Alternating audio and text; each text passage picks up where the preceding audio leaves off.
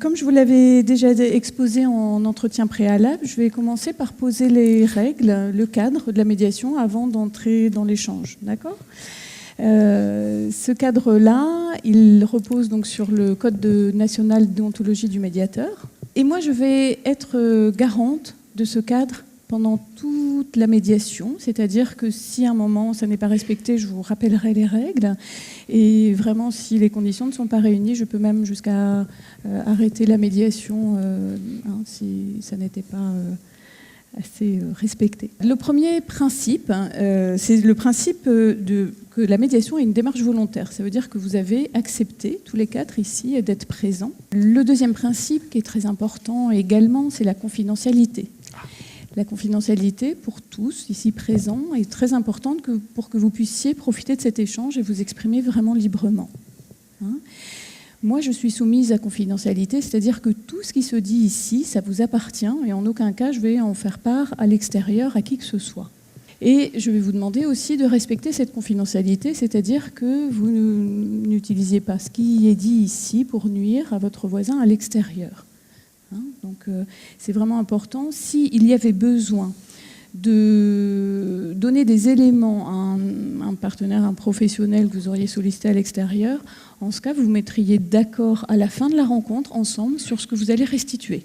Le troisième principe, c'est le respect dans les échanges. Mon rôle à moi est de faciliter le dialogue entre vous. Donc j'ai une posture, en fait, je serai neutre pour vous accompagner en médiation, c'est-à-dire que je ne suis pas concernée par le sujet et je n'ai pas d'avis à me faire sur la situation, ça vous appartient. Je suis impartiale, c'est-à-dire que je ne vais pas prendre parti pour l'un ou pour l'autre, ou même mieux, je serai multipartiale, c'est-à-dire que je vais être là et pour les uns et pour les autres. Et puis indépendante, je n'ai pas de compte à rendre sur l'issue de cette médiation à qui que ce soit à l'extérieur. D'accord ? Donc je suis vraiment dans un rôle là pour vous aider plutôt à dialoguer. Cette situation, elle vous appartient et c'est vous qui la ferez avancer avec ce que vous allez apporter. En fait, il n'y a pas de solution toute faite, donc je ne vous en donnerai pas, je ne donnerai pas de conseils. Mais par contre, je serai là pour vous aider à élaborer ensemble des solutions qui vous conviennent à tous, aux besoins de chacun. Je vais vous demander chacun à votre tour d'exposer les faits tels que vous les vivez, pour qu'on sache déjà de quoi on parle. Nous avons nos maisons et nos 2 jardins mitoyens. Depuis 20 ans environ, il y a un arbre qui a été planté dans le terrain voisin, à moins de 2 mètres de notre jardin. C'est illégal. Bien entendu, il nous gêne.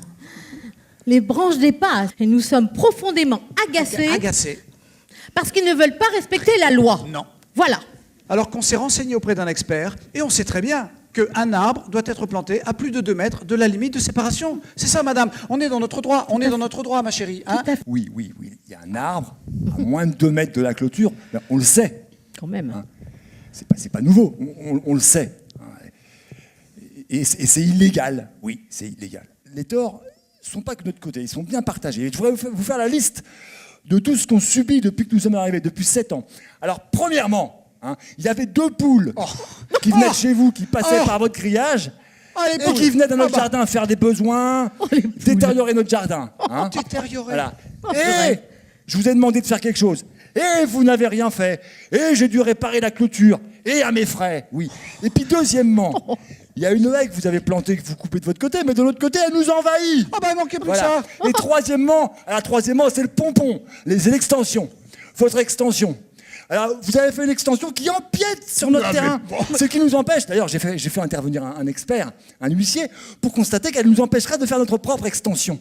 Alors, voyez, madame, il y a beaucoup, c'est eux les plaignants, mais je dis, il y a beaucoup de torts de leur côté, en fait. On va pouvoir commencer l'échange. Déjà, moi, la question que j'ai envie de vous poser, c'est sur cet arbre dont vous parlez, qui est à moins de 2 mètres. Est-ce que vous en aviez déjà parlé entre vous? Est-ce que vous aviez essayé de régler ça directement? Mais on leur a dit plein de fois, madame. Mais ils n'ont rien fait. Je peux vous dire que c'était pas très cordial entre nous. Ah non. Ma chérie? Non. D'accord. Ça n'était plus cordial entre vous depuis quand? En fait... À bien y réfléchir, ça a commencé dès qu'on est arrivé. C'est-à-dire? Je me rappelle très bien du jour du déménagement. J'arrive avec mon camion, super content d'arriver chez nous. Hein. Chérie, on venait d'acheter la maison. Ouais, c'est ça, ouais. Pour nous, c'était un projet de toute une vie. Hein. Ouais. Et j'arrive avec mon camion, et là, je vois Madame Martin à la porte de sa maison. Alors, qu'est-ce que je fais? Je dis, tiens, nos nouveaux voisins, je vais aller saluer cette dame. Je ne savais pas qu'elle s'appelait Madame Martin encore. Je vais aller saluer Madame pour faire les présentations. Donc, je garde mon camion, je m'approche de Madame Martin. Et là, elle a tout de suite, elle m'est tombée dessus en posant des questions. Est-ce que vous allez couper l'arbre? Est-ce que vous avez des enfants? Et parce que les enfants, ça fait du bruit. Alors, voilà comment j'ai été accueilli. J'ai pris un coup sur la tête, j'ai été anéanti comme ça dès en arrivant. Refroidi, net.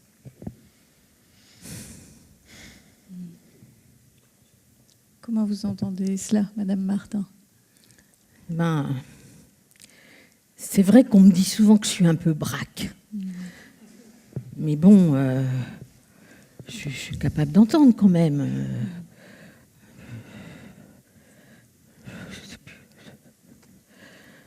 Franchement, entre nous, l'huissier que j'ai fait intervenir pour l'extension, c'est la réponse à vos agressions sur l'arbre. Hein. C'est du œil pour œil, dent pour dent. Et pourtant, d'habitude, on n'est pas comme ça. Mais là, on a été comme ça. Ça veut dire que, en fait, l'objet du litige que vous apportiez de l'arbre, là, j'entends qu'en fait, ce qui était pas simple, c'était plutôt au niveau relationnel que ça a été difficile entre vous dès le départ, c'est ça? Ben oui, on dirait. Hein.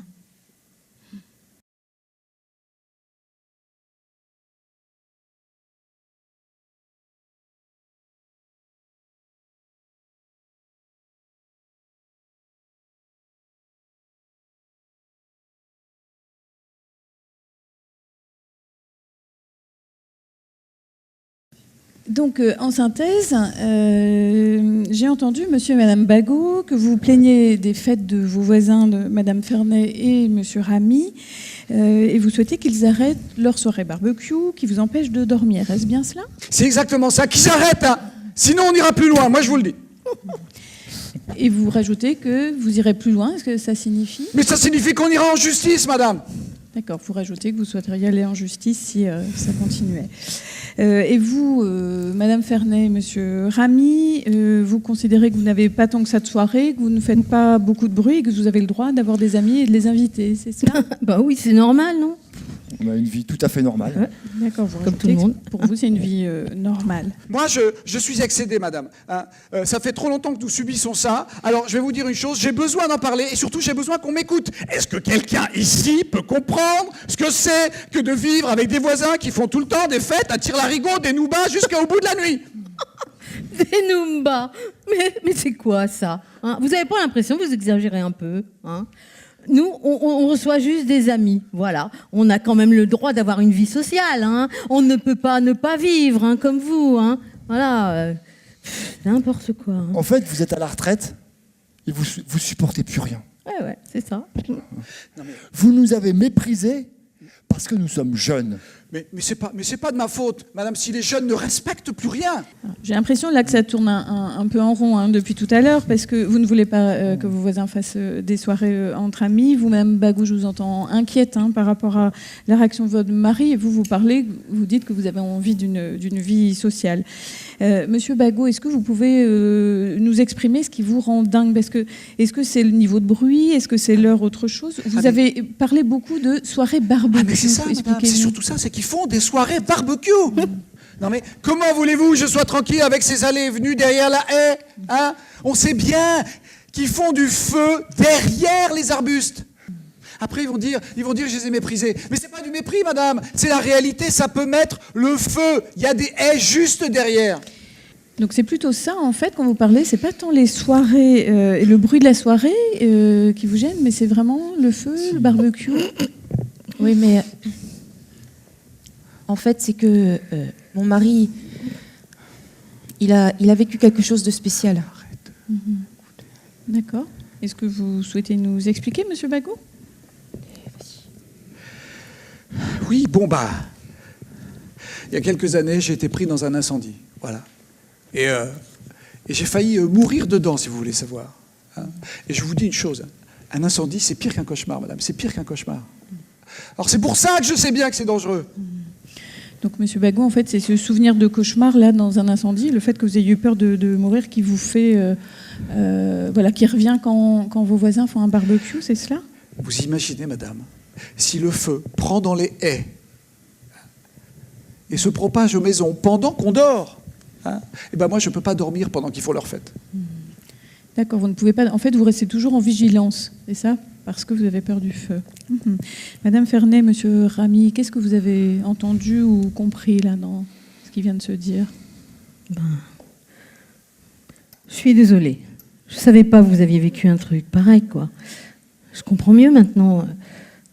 C'est terrible, hein? C'est effrayant.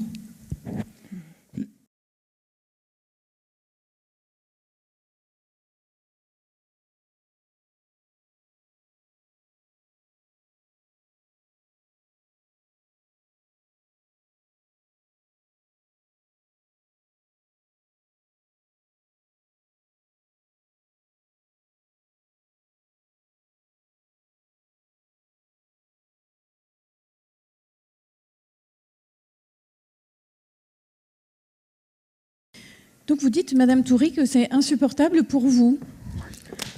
Ah oui, parce qu'avec tout ce bruit-là au-dessus avec les enfants toute la journée, je ne sais pas si vous vous rendez compte, hein. Vous voulez que je vous dise? Eh bien, en fait, c'est que ces enfants-là sont mal élevés. Voilà ce qu'il en est. Hein? Moi, quand mes enfants ils étaient petits, je leur ai appris à respecter les autres. Ils faisaient attention, voilà.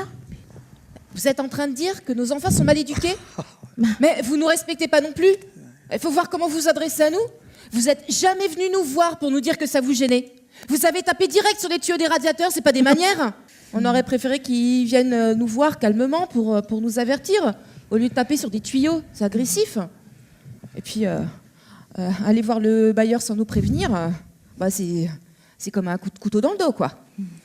En fait, vous êtes senti agressé par les coups dans les tuyaux? Et vous avez mal vécu aussi le courrier du bailleur. Vous parlez de coups de couteau dans le dos. Qu'est-ce que ça signifie? Mais c'est pas des relations de voisinage normales, ça. C'est pas respectueux. Voilà. Il fallait qu'ils viennent nous parler directement, ok? Et pas passer directement par derrière là, en voyant le bailleur. C'est n'importe quoi. Et qu'est-ce que ça serait pour vous des relations de voisinage normales? Des relations où on se dit bonjour, des relations où on se respecte. Hein? Ah oui. On se dit les choses calmement. Exactement. Hein, et puis sans juger les autres aussi. Et pour vous, Monsieur et Madame Toury, vous avez aussi parlé de relations, de respect entre voisins. Qu'est-ce que c'est pour vous? Oui, enfin, faire attention aux voisins, se dire bonjour quand on les croise, choses comme ça. Bon, c'est justement ici le lieu pour se parler calmement, pour se comprendre mutuellement. Donc, je vous propose, chacun votre tour, d'expliquer ce que ces gènes provoquent pour vous. Monsieur Toury, qu'est-ce que ça fait pour vous, là, ces gènes? Bon, moi, c'est simple, je suis chauffeur routier, donc souvent, je me lève tôt le matin pour prendre la route et j'ai besoin de me coucher tôt. C'est surtout pour ça. Parce que, en fait, s'il est fatigué, il risque un accident. Vous comprenez? J'ai peur aussi qu'il perde son emploi à cause de ça. On a déjà vécu une période de chômage, hein, très longtemps, hein, tu te souviens? C'était un cauchemar pour nous. Et vous, Madame Yano, Monsieur Fauré, est-ce que vous pouvez nous expliquer ce que cette situation provoque pour vous comme gêne? Eh ben, on en a marre d'engueuler nos gamins parce qu'on est stressé à cause des coups dans le radiateur. Voilà. Hein, on est tout le temps en train de leur crier dessus pour qu'ils fassent pas de bruit. On peut quand même pas les attacher au pied d'une chaise. Moi, je trouve déjà qu'on leur interdit beaucoup de choses à nos gosses. Hein, ma chérie? Et du coup, vous avez besoin de quoi? On a besoin qu'ils puissent jouer comme des enfants, être des enfants, quoi. Hein, sans que nous, on soit stressés à l'idée qu'on aura des coups de radiateur là, sur les tuyaux. Là. Vous, Madame Yano, tout à l'heure, vous avez dit que vous étiez blessée, que vous avez parlé de coups de couteau dans le dos. Ah oui, c'est ça, c'est que nous... on n'en peut plus, là. Cette façon de nous dire, sans venir nous voir directement, non, c'est plus possible.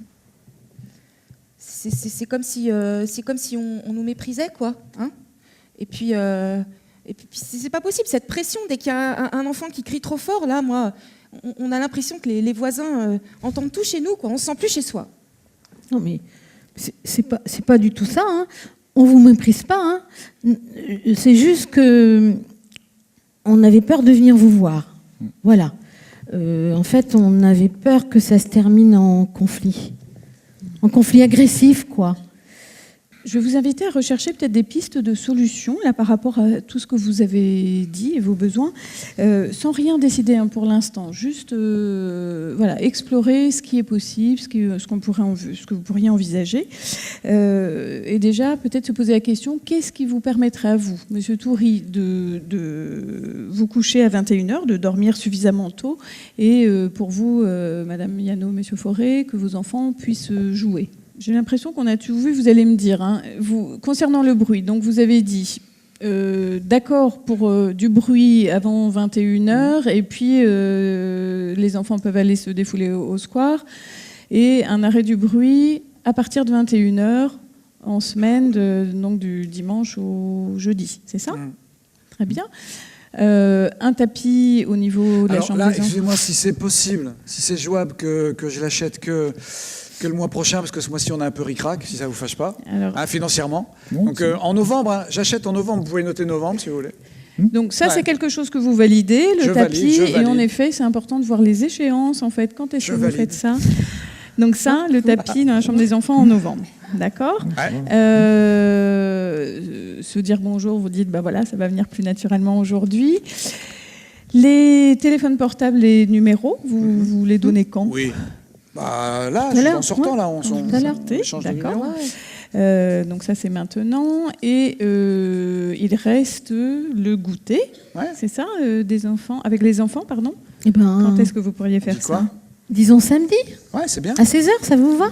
Bon, ouais. Oui, samedi, c'est bien. Voilà. Samedi Pas de 16h. problème. Hein? D'accord. Donc, est-ce que toutes ces pistes et ces solutions, vous les retenez? Elles vous conviennent comme ça? Ouais. Et les échanges, c'est OK? Oui, c'est bien. Ouais, c'est bien. Très bien. D'accord. Ça va. Très bien. Tout est vu? Alors, ça veut dire qu'on va pouvoir clore cette rencontre de médiation. Je vous inviterai peut-être à faire un petit mot de conclusion, si vous voulez bien, pour pouvoir clore la démarche. Qui veut... Est-ce que vous avez envie de dire quelque chose? Et ben voilà, Monsieur nous, Fauré. en tout cas, on va faire ça. On va expliquer à nos enfants pourquoi c'est important qu'ils fassent moins de bruit pour que Patrick puisse puisse bien dormir. Et on va expliquer ça aux gamins. Et puis moi, je suis vraiment contente qu'on se soit entretenu aujourd'hui parce que c'est quand même beaucoup mieux comme ça. Hein. Ouais, moi, je dois dire, bon, j'étais un peu sceptique en venant ici aujourd'hui, je le cache pas, mais non, je suis rassurée, c'est bien. Et puis bon, les enfants auront moins peur surtout, quoi. Monsieur Toury, Ouais, je suis vraiment content qu'on se soit parlé parce que ça fait des années qu'on vit côte à côte et on ne se connaissait pas. D'accord. Donc, Bien. c'est bien. Eh bien, je vous souhaite une bonne continuation, en tout cas.